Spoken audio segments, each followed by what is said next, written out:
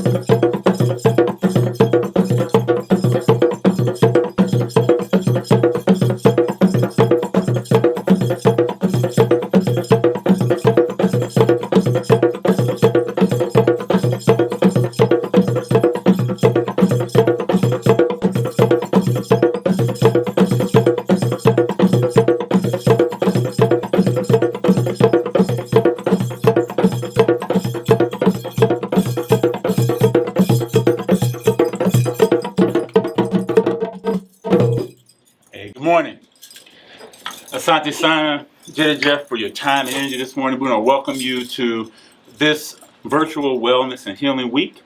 On behalf of the National Compadres Network and the Brotherhood of Elders Network and the Healing Generations Institute, I want to welcome you to the Bantaba, the space where we have a conversation, the space where we play music, the space where I get to hang out with my friend, my teacher, my mentor, my big brother, Mosheh Milon. We give thanks and we do things in tradition. It's just as you do in your community, wherever you might be. We start by acknowledging the land that we're on, the Ohlone people, the Native Americans here in Northern California where we live. We're on their land. We're on unceded territory, as we say. So we acknowledge their energy, their ancestors, their presence, while we also acknowledge all human beings and ancestors in this libation. As a person of African descent, our ancestors said that you pour libation for your mother and father who rest in the valley of the west. Do this even when you're away from home. God will witness your actions and accept them. Do this for your parents, and your children will do it for you. It's an act of respect, an act of remembrance. We use a little bit of water. We use this plant to receive it on behalf of the earth. And we ask that all of our ancestors from the north, the south, the east, and the west, as our Yoruba ancestors might say, Ibashe, Ilawarun, Ibashe, Iwowarun, Ibashe, Arewa, Ibashe, Gusu. We welcome them to come from the four directions, and we say Ashe. Ashe. We pour this libation today for all of the energies of the Nile Valley and the Mississippi Valley, wherever our people might be from. We pour this libation today for our Mexican American, our La Familia, La Raza, the folks that were on this land way before Europeans got here. We pour it for them and we say Ashe. Ashe. We pour this libation for our Asian Pacific Islander brothers and sisters who came here, worked the land as well, worked in farms and communities, and are here with us, and we say Ashe. Ashe. We pour this libation for our European American brothers and sisters, the ones who are in allyship with us, the ones who want to get down with us based on our culture, the ones who respect the culture. For them, we say Ashe. Ashe. We pour this libation for all of the people of this community who are dealing with health and healing and wellness as we address the trauma, as we address the pain, as we address the violence in our communities, for our women, for our men, for our queer folks, for whoever you are as a human being, wherever you are, whoever you are, we welcome you to come and share this moment with us. And we say Ashe, Ashe. Ashe, Ashe. Ashe. Ashe. Yeah. So I want to introduce my friend, my Baba. He's a Babalao in the sense that he's a Tantan Jaliba, which means that he's a drummer. He's a student of the drum. I have never heard himself call himself a master drummer, but he's a master craftsman. He's a great musician. He and I have been getting down as family members for a long, long time. And so I want to welcome Baba Mosheh Milon. We're sitting in his studio, and Baba Mosheh, I mean, how you feeling today, brother? What's up? I feel great. I feel great. Good to share the information, the energy, the drums with the community. It's been a long journey. I've been doing this for a long time. We'll get into some of that about where all this came from and how we got to be where we are today. Excellent. So we want to focus on this idea that this instrument, all of these instruments, the music, the movement, the songs, the clothing, everything that is a manifestation of our culture really is pushing us toward healing. It's pushing us toward wellness. I know for me, whenever I play a little bit of music, especially if I play a little music with Baba Mosheh and I get it right, I feel good. My spirit feels good. My energy feels good. And I know that when people dance, when they sing, these are the things that we think connect the spirit, they connect the mental, they connect the physical, and they connect the emotional in a way that brings everything together. One of my other mentors, he's a writer, his name is Ayikwe Arma, and Arma says in one of his books called The Healers that a community where everything that works together, that should work together, is healthy. And so we want to bring this information and bring a sense of healing to you. We hope you enjoyed the music a little bit that we played this morning. As we get this going, I want to ask Baba Mosheh about where we sitting, man. There's a lot of art. There's a lot, man. There's a lot going on up in here, man. Sure, What's up? Well, we're right now in the Malonga Center for the Arts. Malonga was a drummer and dancer from the Congo in Central Africa that we named this space after. He passed away, unfortunately, in a tragic accident nearby here, and we changed the name from the Alice Arts Center to the Malonga Center for the Arts. His children today continue the art and the culture around dance and music. They teach classes here on a weekly basis and are very instrumental in helping others in Central Africa and beyond. The Malonga Center is a great art center. It's one of the biggest art centers that I know of in the nation, actually. I travel all over the world, and I've yet to find something like this. They have studio apartments upstairs for artists on 3-4 floors, and they also have many studios where they have dancing, music, visual arts. They have a theater downstairs, a cafe, And it used to be actually a swimming pool on the basement level that they don't use anymore.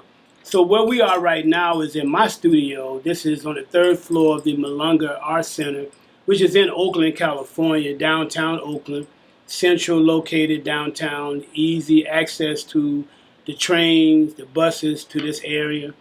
And basically, we're in my studio on the third floor, 310F. This is the Bantaba. The Bantaba is a Mandingo word that means the center where important events take place. So if you're in Africa, it could be by a tree where you have shade in the daytime. It could be at a center area in the village where people come to. When anytime you say come to the Bantaba, you know it's something important that's going to happen at the Bantaba. In 1989, I started a group with the help of Baba Gregg and some other artists called Bantaba Dance Ensemble. And we used to do our rehearsals out of the building. At that time, I didn't actually have a space in the building. And then later, I acquired my own space and office in this particular building where we are right now. It may be some other things that I'm sure we'll talk about in relationship to where we are. And so let me ask you a question. So there's an African proverb that says, even the great baobab tree. We've seen some baobab trees big, like right there in Dakar, down in Banjul, Telending, Brikama. But they say a huge baobab tree emerges from a tiny seed. What was the seed for you? Like, how did you get your start in this music? How did you had some puteros one day? Or, how did you get your start? I know you're from Chi-Town. So. Well, I was walking down the street and I stumbled up. No, like I would say that my story is a deep one. I don't want to get teary-eyed about it, but let's just say we got some tissue. Man. That's right. Okay, tears are good. You feel me? You bust the pipe if you hold them in. So. Got it. Well, anyway, I'm a young person growing up in the city of Chicago. Everybody knows the Chicago, Illinois. They want to call it Chirac and all these things because the youth are like a little bit out of control, not being their natural selves at this point. And say I'm a little young man growing up in Chicago, 5, 6 years old, and I didn't have a father that I grew up with. I actually don't even know my father at this point. And so I was growing up in the city of Chicago, going to grade school, sitting with my legs crossed for assembly. I saw the drummers coming down, drumming Bruegel chord with the snares and the big bass drums. And I just got, excited so much, and it just put me in a trance. From there, I kept asking questions, even though I was only like 5 or 6 years old, about how do you get to these drums? And they kept saying, you're too young, but keep coming around. At about 7 or 8, I began to be a part of the drumming Bruegel chord in school, playing the snare drum and the big bass drums. And from there, as I got older in grammar school, around 7th grade or so, I began to go to the high school to learn music. So I began to play the flute and the alto and the French horn because there was nobody there that could teach you drums at the time.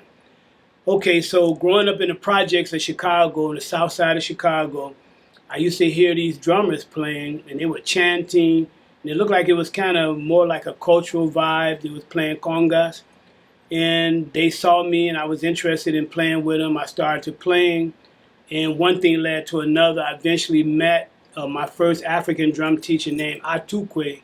Harold Murray was his first name. He also played with Chief Bay, Big Black, Olatunji, drummers like that. First generation of African or African-American drummers in the country. I'm a second generation of the African drummers in this country.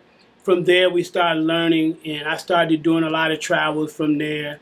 And I would say the biggest thing that I got out of that experience is that it kind of kept me grounded and out of harm's way.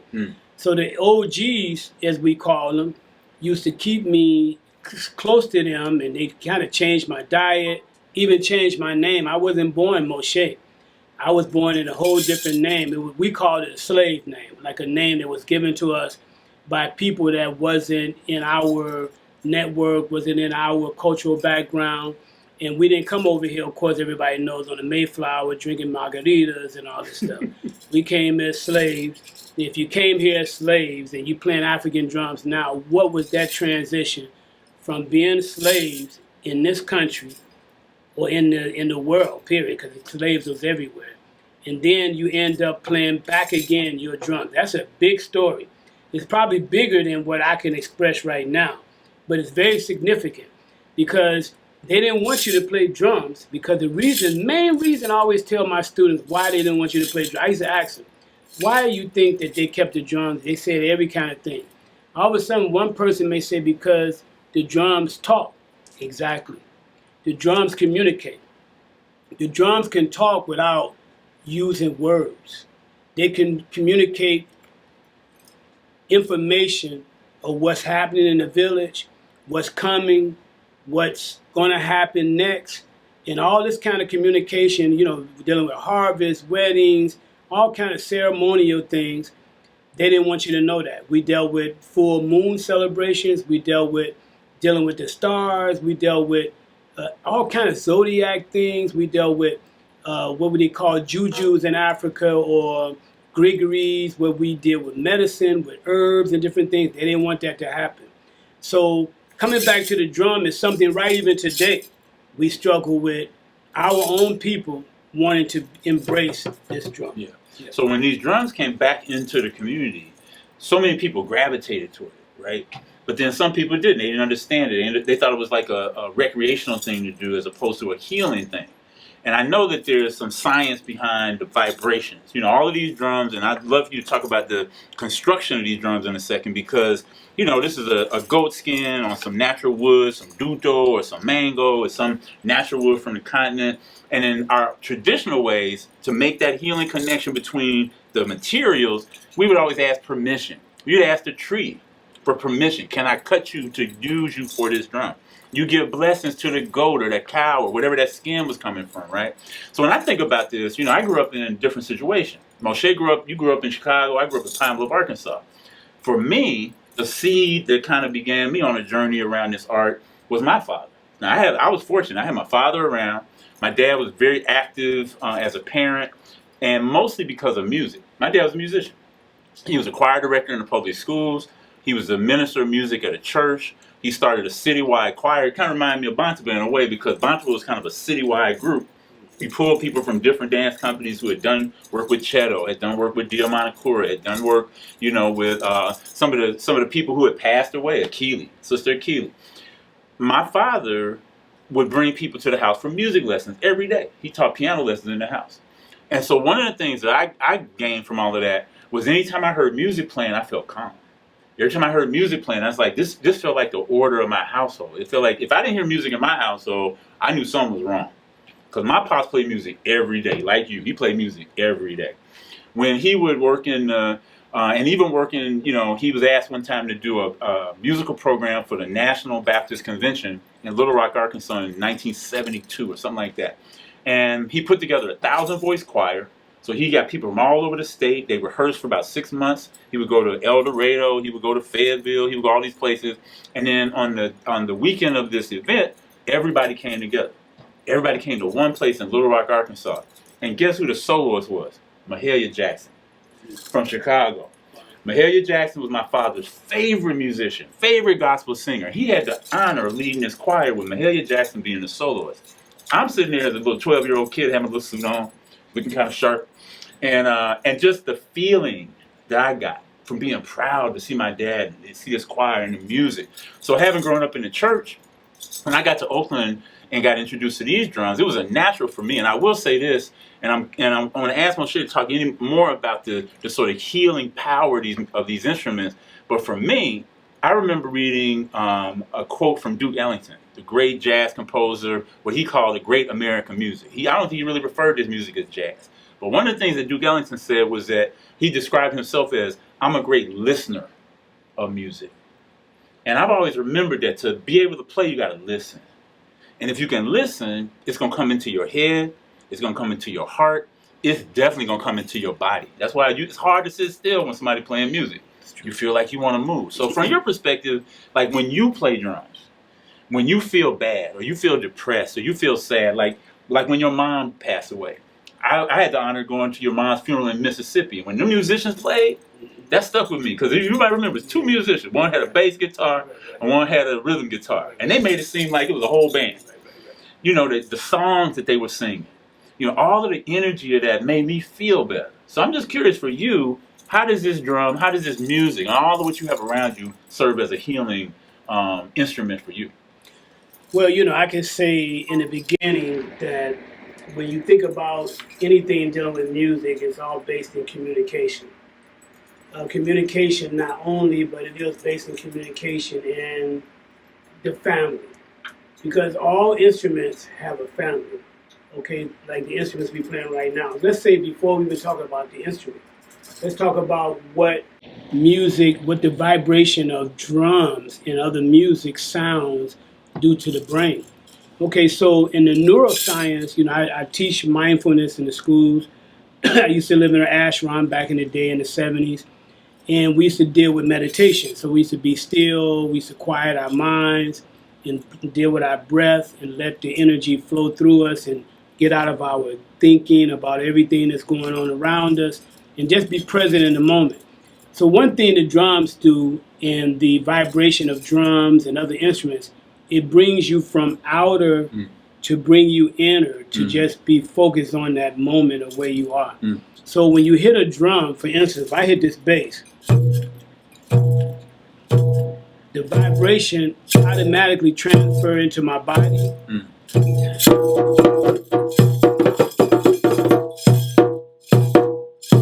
You can feel the energy. Now they have different harmonies. Some is low pitch, some is medium, some is high. So you have a family. When we think of family, we think of, mother, father, child. So we have this particular drum style that is based in a family of three. Right now we're playing two, and usually we have three drummers playing, and it's another one that represents the mother. This one is the ba, this is the daddy, this is the baby, and we have one represents the mother. Now a lot of times in music, in life in general, it's a very dominant energy with male. Everybody think the male is going to be the leader, the male is everything. No, it's not true. Some cases men lead things, some cases women lead things. In this particular drum style, the saburo is the leader. So let's just say when you put all these drums together, it's a family, and the people that's playing the drums have to be in a tight relationship with one another. Now there are other instruments that you can play that's more solo oriented. When you play them, you don't need other people with you and these type of things.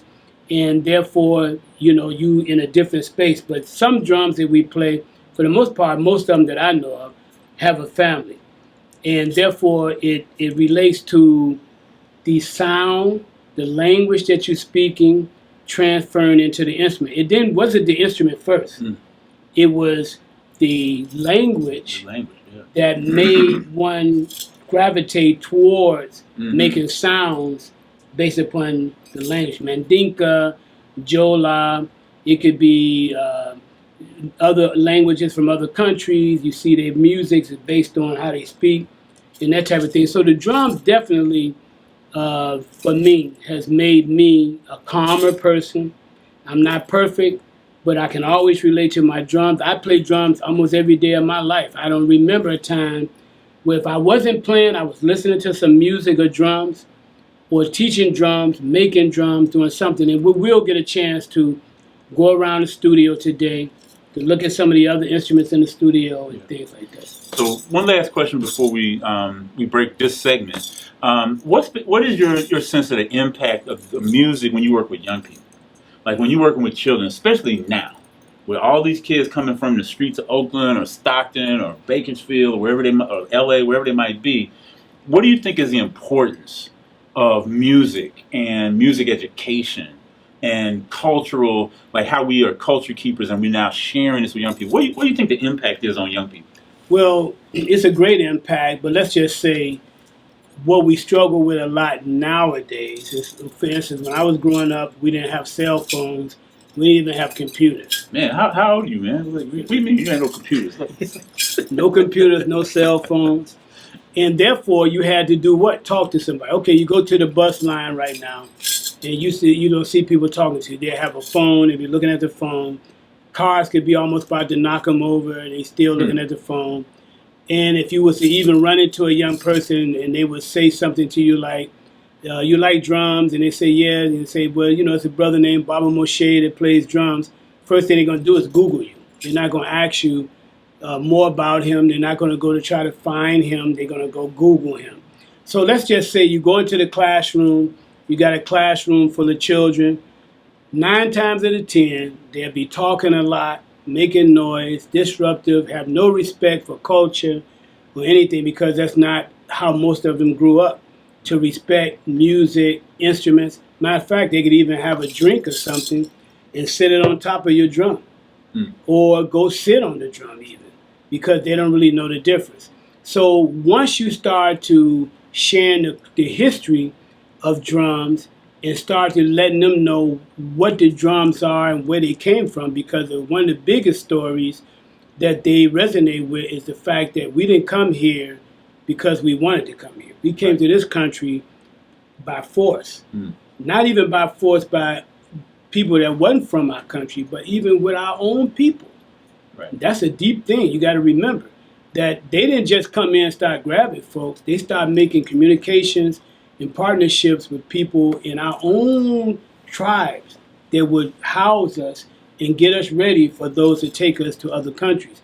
We started giving them some basic understanding of that, and then the fact that drums was the #1 outlaw instrument. You could play a flute, you could whistle, you could do whatever. You could tambourine, but drum, no, because they knew drums would bring us together. Just like in Brazil, they have capoeira.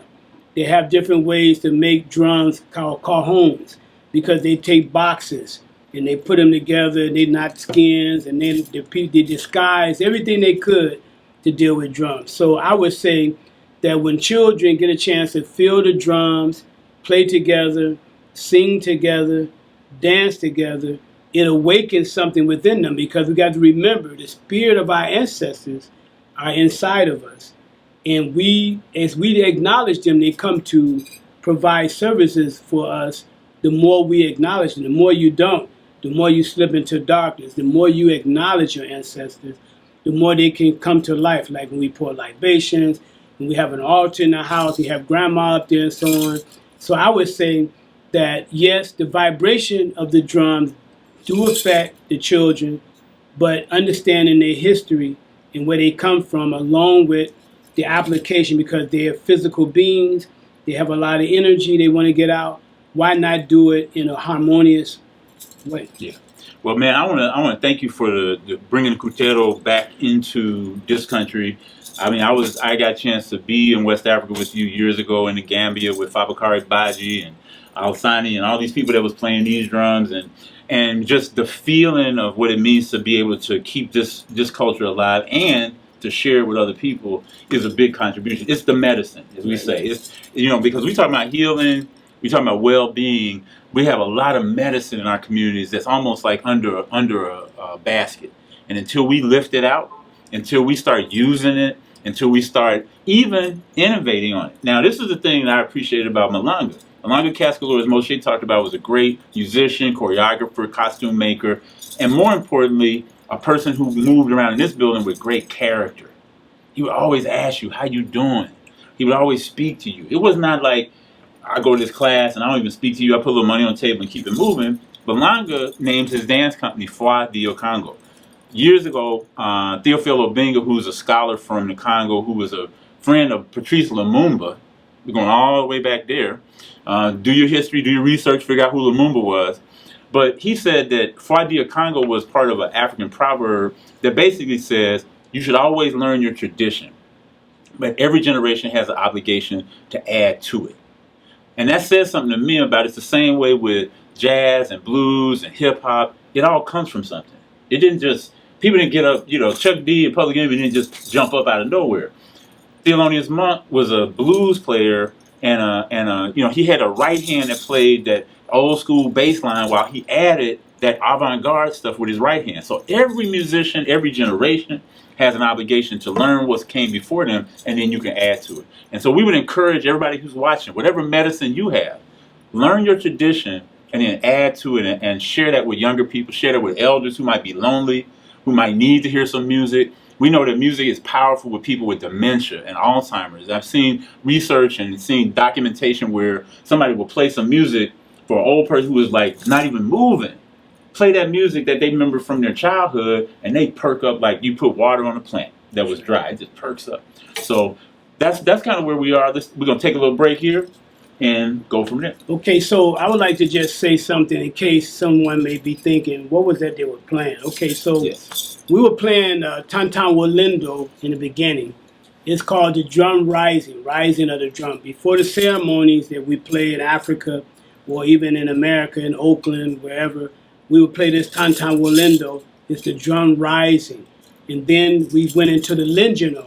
The Lingino is a little bit more of a social dance amongst the Mandinkas that they play in Africa. It's not really tied to any specifics. But before we leave, we're going to play one more rhythm. We're going to do this one. This relates to the women. This is like a rites of passage. They have rites of passages for women. They have them for men. They are changing a little bit because the ones for women are a little bit harsher and they're kind of outlawing some of that now. The one for men are more like regular. We do them in America. We just don't do it in the same way. And we're going to do this in Yaka Julo, and we're going to go into the Koro and Ninka. So we're going to go like this.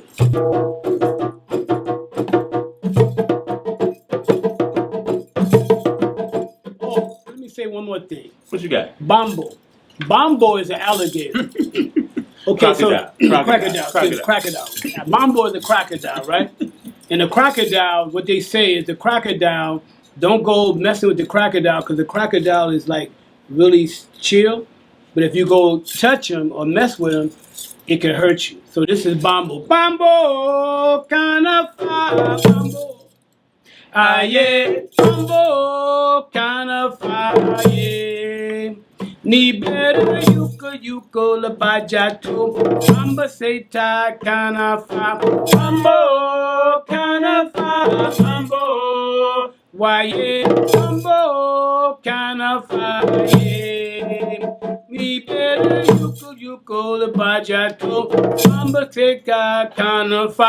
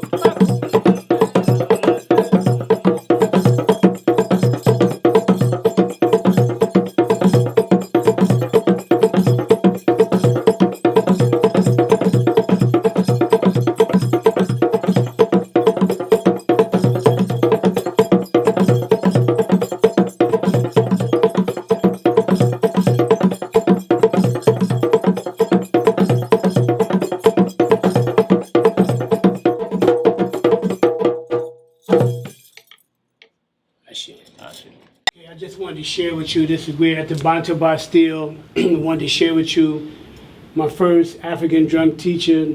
He was born Harold Murray. His name is Atukwe, and he's in Atlanta, Georgia right now. He was the first one as a youth. I was about maybe, 14 or so, 15, when I met him playing with the drummers in the projects. And we all came together with Atukwe, and he's one of the first ones that brought me into the African culture. And of course, we have other pictures here of various artists, Idrissa Gueye, Papa Idrissa Gueye, Baba Kareem, this is Senegal, Abdoulaye, and all of these people here, these are some friends of mine. And this brother right here, Chief Bey, he's an African-American brother. And just like Atu is, the other brothers there was from Senegal. He was one of the first drummers in New York to start the drummers in New York, and then it spread to Chicago and places like that. So we're at the Bantaba. A lot of pictures around here.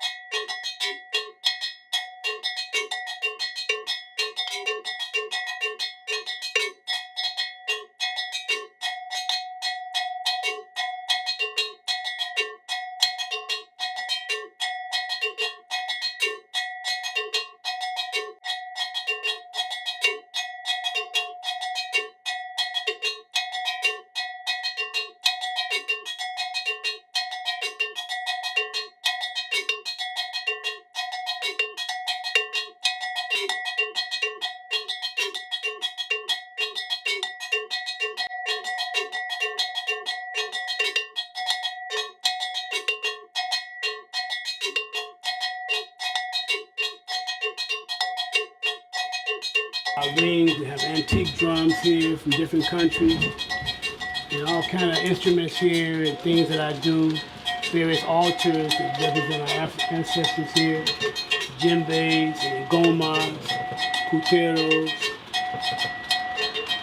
and different drums.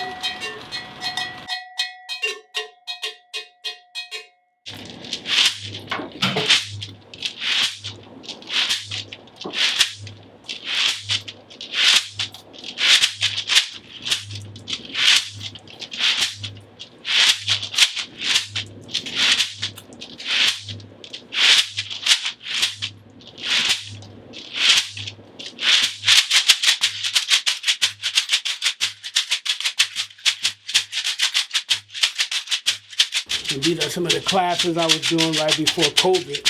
Some of the artists that came, some of the people in the community to come play. I provided drums for them to play. These are some areas of Baba Greg's house in his backyard when we were doing some workshops.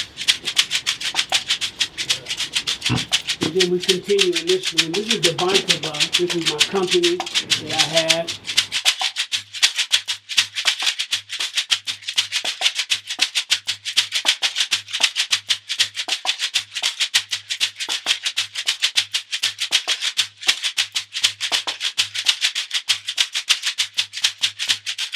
That we work with, in which you probably see some of these drums here, but good luck.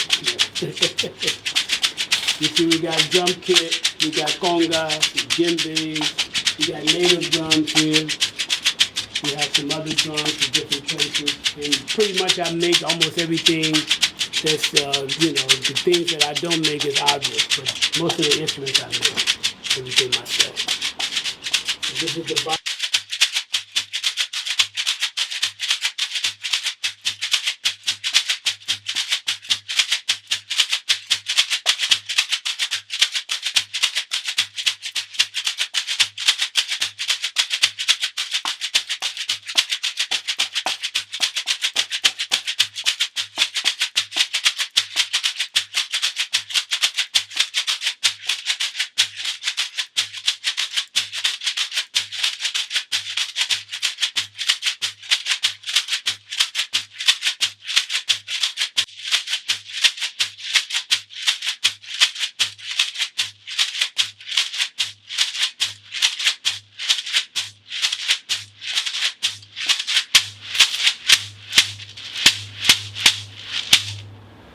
Asheville.